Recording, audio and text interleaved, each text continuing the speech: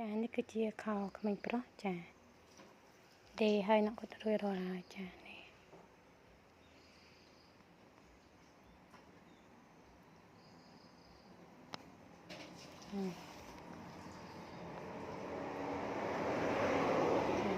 នេះគឺជាហបប៉ៅខាងចា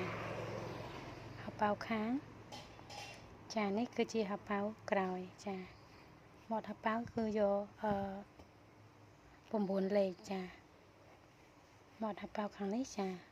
គឺយក9លេខដូចគ្នាចា9លេខទៅតាមទំហំក្មេងចាបើក្មេងរៀងសាច់យើងយក12 13ទៅចាតែអូននឹងស្គមខ្ញុំយកត្រឹមតែ11ឬក៏10លេខហ្នឹងឯងឆ្លោះហ្នឹងចានេះចាចាអត់រួចហើយ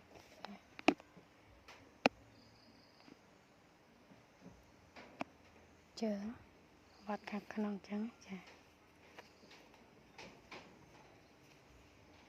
ចាហើយមើលពីខាងក្នុងចា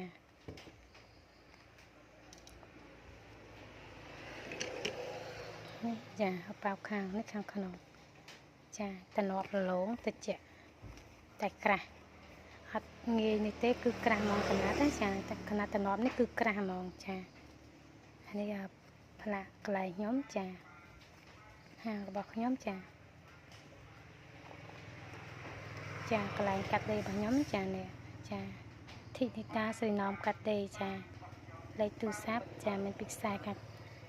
ខាងក្រោមនេះចាហើយនេះកប៉ៅតែខ្ញុំបិទខ្ចប់មកស្អាតខ្ចប់មកគឺស្អាតចានេះកប៉ៅខាងចាអញ្ចឹងហើយកប៉ៅកណាត់កប៉ៅគឺក្រាស់ល្អហើយត្រជាក់ចានេះខាងកប៉ៅខាងក្រោយនេះចំហៀងខាងនេះម្ដងចាពីខាងស្ដាំចាហើយប៉ៅយើងដាក់ពីខាងឆ្វេងចាខាងប៉ៅខាងក្រោយចានេះចានេះចាហើយនេះហៅប៉ៅពីមុខខាងឆ្វេងតែនេះហៅប៉ៅពីខាងចាខាងស្ដាំចាគាត់រួចរាល់ភ្លីចានេះពណ៌ខ្មៅចានៅមួយទៀតនេះចាអត់តន់អត់ទេចានេះខោមួយទៀតពណ៌ទឹកប៊ិចចាតន់អត់ទេណាបងប្អូនចានេះពណ៌ទឹកប៊ិចអានេះខ្មៅអានេះពណ៌ទឹកប៊ិចចាតែខោនេះអត់តន់អត់ទេចា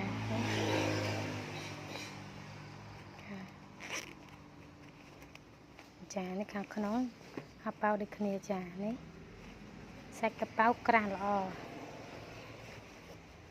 ចាអត់ងាយនេះទេណាចាក្រាស់ហ្មងចាអត់ទាន់បាននេះហៅប៉ៅខាងក្រៅចាណានេះខោពណ៌ទឹកប៊ិចចាទឹកប៊ិចកម្ៅចានេះខ្មៅសុទ្ធហ្មងចា